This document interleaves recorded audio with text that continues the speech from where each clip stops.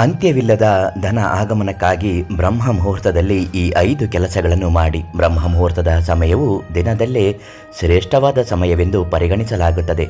ಬ್ರಹ್ಮ ಮುಹೂರ್ತದಲ್ಲಿ ಈ ಸಮಯದಲ್ಲಿ ನಾವು ಯಾವೆಲ್ಲ ಕೆಲಸಗಳನ್ನು ಮಾಡುವುದರಿಂದ ಮನೆಗೆ ಧನ ಆಗಮನ ಆಗುತ್ತದೆ, ಜೀವನದಲ್ಲಿ ಸಂತೋಷ ಮತ್ತು ಯಶಸ್ಸು ಪ್ರಾಪ್ತವಾಗುವುದು.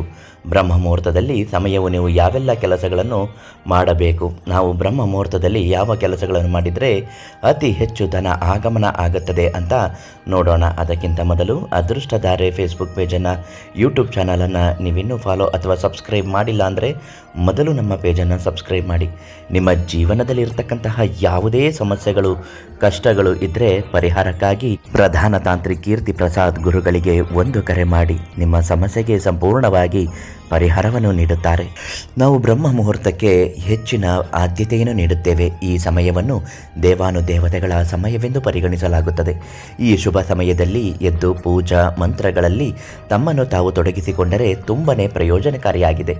ಈ ಸಮಯ ಧ್ಯಾನ ಮಾಡುವುದಕ್ಕಾಗಿ ಹೇಳಿ ಮಾಡಿಸಿದ ಸಮಯವಾಗಿದೆ. ಆದ್ದರಿಂದ ಬ್ರಹ್ಮ ಮುಹೂರ್ತದ ಸಮಯದಲ್ಲಿ ಎಚ್ಚರಗೊಂಡು ಕೆಲವು ಕ್ರಮಗಳನ್ನು ತೆಗೆದುಕೊಳ್ಳುವುದರಿಂದ ಜೀವನದ ಕಷ್ಟಗಳಿಂದ ಮುಕ್ತಿ ಪಡೆಯಬಹುದು ಮತ್ತು ಆರ್ಥಿಕ ಅದೃಷ್ಟವನ್ನು ತರಬಹುದು. ಇದಲ್ಲದೆ ಬ್ರಹ್ಮ ಮುಹೂರ್ತದ ಸಮಯದಲ್ಲಿ ಮಾಡುವಂತಹ ಈ ಕೆಲಸಗಳು ನಿಮಗೆ ಸಂತೋಷ ಮತ್ತು ಯಶಸ್ಸನ್ನು ತರುವುದು.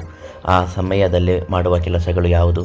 ಮೊದಲನೇದು, ಬ್ರಹ್ಮ ಮುಹೂರ್ತದಲ್ಲಿ ಈ ಮಂತ್ರವನ್ನು ಜಪಿಸಬೇಕು. ಹೌದು, ಒಂದು ಗಾಯತ್ರಿ ಮಂತ್ರವನ್ನು ಜಪಿಸಬೇಕು ಮತ್ತು ನಿಮಗೆ ಇಷ್ಟವಾದ ದೇವರು ದೇವತೆಗಳ ಪ್ರಾರ್ಥನೆಗಳನ್ನು ಮಾಡಬೇಕು. ಸುದೀರ್ಘವಾಗಿ ಕನಿಷ್ಠ ಪಕ್ಷ 10 ರಿಂದ 15 ನಿಮಿಷಗಳ ಕಾಲ ನೀವು ಇದನ್ನು ಮಾಡಿದ್ರೆ ತುಂಬಾ ಒಳ್ಳೆಯದಾಗುತ್ತೆ. ತುಳಸಿ ಗಿಡಕ್ಕೆ ನೀರನ್ನು ಅರ್ಪಿಸಬೇಕು. ಭಕ್ತರು ತುಳಸಿ ಗಿಡಕ್ಕೆ ನೀರನ್ನು ಹಾಕಬೇಕು. ಇದರಿಂದ ತುಳಸಿ ದೇವಿಯ ಮುಂದೆ ದೀಪವನ್ನು ಹಚ್ಚಿ ನೀವು ಮಾಡುವ ಕೆಲಸವನ್ನು ಮತ್ತು ನಿಮ್ಮ ಜೀವಿತದ ಅವಧಿಯಲ್ಲಿ ಮಾಡಿದ ಎಲ್ಲ ರೀತಿಯ ಪಾಪಗಳನ್ನು ಪರಿಹಾರ ಆಗುವುದು, ಜೊತೆಗೆ ಮುಕ್ತಿಗೆ ದಾರಿ ಕೂಡ ಆಗುವುದು. ಇನ್ನು ಪವಿತ್ರ ನದಿಯ ಸ್ನಾನ. ಹೌದು, ಬ್ರಹ್ಮ ಮುಹೂರ್ತದಲ್ಲಿ ಸ್ನಾನ ಮಾಡುವುದು ನಕಾರಾತ್ಮಕ ಶಕ್ತಿಯನ್ನು ಹೋಗಲಾಡಿಸುತ್ತದೆ ಮತ್ತು ಜೀವನದಲ್ಲಿ ಸಕಾರಾತ್ಮಕ ಶಕ್ತಿಯನ್ನು ತರುತ್ತದೆ ಎನ್ನುವ ನಂಬಿಕೆ ಇದೆ.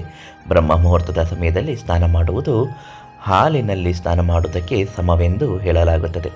ಹಸುವಿಗೆ ಮತ್ತು ಪಕ್ಷಿಗಳಿಗೆ ಬ್ರಹ್ಮ ಮುಹೂರ್ತದಲ್ಲಿ ಆಹಾರವನ್ನು ನೀಡಬೇಕು. ಇದು ಜೀವನದ ಅದೃಷ್ಟವನ್ನು ಬದಲಾಯಿಸುತ್ತದೆ. ದುಡ್ಡು ಕಾಸಿನ ಸಮಸ್ಯೆಗೆ ಪರಿಹಾರವನ್ನು ಕೊಡುತ್ತದೆ.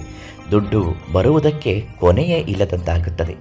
ಇನ್ನು ಧ್ಯಾನ ಮಾಡುವುದು. ಬ್ರಹ್ಮ ಮುಹೂರ್ತದ ಸಮಯ ಬೆಳಗಿನ ಜಾವ 4 ಗಂಟೆಯಿಂದ ಧ್ಯಾನ ಅಥವಾ ಯೋಗ ಸಾಧನೆಯನ್ನು ಮಾಡಬೇಕು. ಈ ಅವಧಿಯಲ್ಲಿ ಏಕಾಗ್ರತೆ ಮತ್ತು ಧ್ಯಾನವು ಮನಸ್ಸಿಗೆ ಶಾಂತಿ, ನೆಮ್ಮದಿಯನ್ನು ತರುತ್ತದೆ, ಒತ್ತಡವನ್ನು ಕೂಡ ನಿವಾರಿಸುತ್ತದೆ.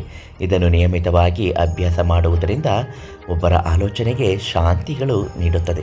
ಇದೆಲ್ಲವೂ ಬ್ರಹ್ಮ ಮುಹೂರ್ತದಲ್ಲಿ ಮಾಡುವುದರಿಂದ ನಿಮ್ಮ ಜೀವನದಲ್ಲಿರತಕ್ಕಂತಹ ಕಷ್ಟಗಳು, ಸಮಸ್ಯೆಗಳು ಪರಿಹಾರ ಆಗುತ್ತದೆ.